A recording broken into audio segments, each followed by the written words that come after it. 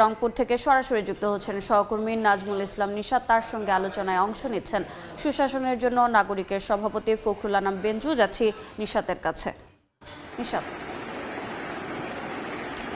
আপনি জানেন যে রংপুর বিভাগের ৮টি জেলার মধ্যে ৬টি জেলা মূলত ভারতের সীমান্ত ঘেঁষে এবং প্রায় এর আয়তন বলা যায় ১০১ কিলোমিটারের বেশি রংপুর বিভাগ জুড়ে যে সীমান্ত রয়েছে ভারতের সীমান্ত। এবং আমরা দেখছি সাম্প্রতিক সময়ে যে পুশিনের ঘটনা ঘটছে বিভিন্ন সীমান্তে, এর ফলে কিন্তু সীমান্তে উত্তেজনা বেড়েছে, উদ্বেগ বেড়েছে এবং বিজিবি এবং এলাকাবাসীর সম্মিলিত প্রচেষ্টায় পুশিনে ব্যর্থ হচ্ছে বিএসএফ। তো আজকে আমরা সামগ্রিক বিষয় নিয়ে আলোচনা করব, কেন হঠাৎ করে পুশিনের ঘটনা ঘটছে এবং এ থেকে আসলে সুষ্ঠু সমাধানে যদি নিতে হয় তাহলে আমাদের কি ধরনের উদ্যোগ নিতে হবে। আমার সাথে অতিথি হিসেবে রয়েছেন রংপুর সুজনের সভাপতি ফখরুল আনাম বেঞ্জু। আমরা একটু আলোচনায় চলে যেতে চাই। আমরা দেখছি যে সাম্প্রতিক সময় বিভিন্ন সীমান্তে পুশিনের ঘটনা ঘটছে। আসলে হঠাৎ করে কেন এই পুশিনের ঘটনাগুলি ঘটা শুরু হলো?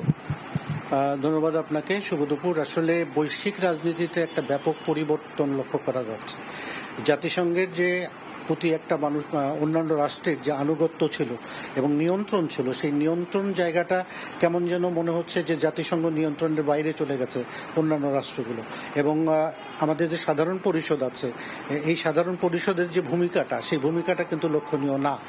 পদ আছে কিন্তু তাদের যে গুরুত্বটা, যে উদ্দেশ্য নিয়ে দ্বিতীয় মহাযুদ্ধের পরে এই জাতিসংঘ গঠিত হয়েছিল, যে আন্তর্দেশীয় যদি কোনো সমস্যা হয় সেই সমস্যাগুলো জাতিসংঘের মাধ্যমে যাতে কোনোভাবে মানবাধিকার লঙ্ঘন না হয় এবং অন্যান্য রাষ্ট্রের, প্রতিবেশী রাষ্ট্রের প্রতি কারোর জন্য কোনো ধরনের বাজে হস্তক্ষেপ না থাকে। কিন্তু দুর্ভাগ্যজনক হলেও সত্য, ভারতের মতো এত বড় একটা গণতান্ত্রিক রাষ্ট্র এবং আমাদের মতো ছোট রাষ্ট্রের পাশে এত বড় একটা বৃহত্তর রাষ্ট্র, আমাদের যেহেতু চারিদিক দিয়েই প্রায় নদী এবং সমুদ্র বাদ দিয়ে পুরো স্থলটাই হচ্ছে ভারতের সাথে আমাদের সীমান্ত, সুতরাং এই সীমান্তের শান্তি রক্ষা করবার প্রথম দায়িত্বটাই কিন্তু হচ্ছিল তাদের।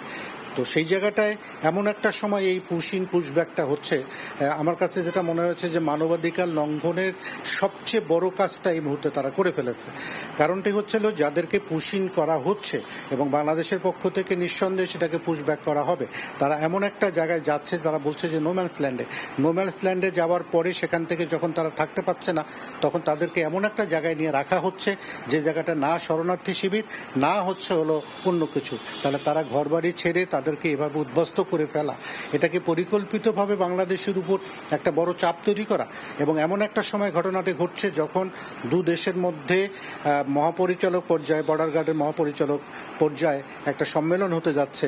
সেই সম্মেলনের পূর্ব মুহূর্তে এমন একটি ঘটনা ঘটানো, এটা আমার কাছে যেটি মনে হয়েছে যে বিগত দিনে যে আমাদের যে ভারতে যে নির্বাচন হলো, সেই নির্বাচনে যে পালাবদল হলো এবং সেই পালাবদলে মমতার তৃণমূল পর্যায়ে পরাজিত হয়ে সেখানে বিজেপির যে, ছোট করে জানতে চাই, এই যে উত্তেজনা, উদ্বেগ সীমান্তে চলছে, ছোট করে একটু জানতে চাই সমাধানে আসলে কি ধরনের উদ্বেগ নেওয়া দরকার? না, এই জায়গাটায় এই পরিবর্তনের পরেই কিন্তু এই জিনিসটা আমরা লক্ষ্য করছি। সুতরাং এই জায়গাটা থেকে সবার আগে মাথায় রাখতে হবে যে বর্ডারের শান্তি রক্ষা করার জন্য দুপক্ষের বাইলেটারালি তারা বসবে এবং ৭৫ সালের একটি সীমান্ত চুক্তি আমাদের আছে। সেই সীমান্ত চুক্তিতে কিন্তু স্পষ্টতই বলা আছে যে যদি কোনো ধরনের সমস্যা তৈরি হয় দুই পক্ষ বসে সেটা সমাধান। আপনি বলছেন দুই পক্ষ বসে এই সমাধানের উদ্যোগ নিতে হবে। ধন্যবাদ আপনাকে আমাদের সাথে যুক্ত হওয়ার জন্য। আমরা আলোচনা করছিলাম যে সাম্প্রতিক সময়ে সীমান্তে যে পুশিনে যে উত্তেজনা, সেটি সমাধানে কি ধরনের উদ্যোগ নেওয়া যেতে পারে। তো সবকিছু মিলে আজকে আলোচনার বিষয়বস্তু ছিল। আমার কাছে অতিথি হিসেবে ছিলেন ফখরুল আনাম বেঞ্জু।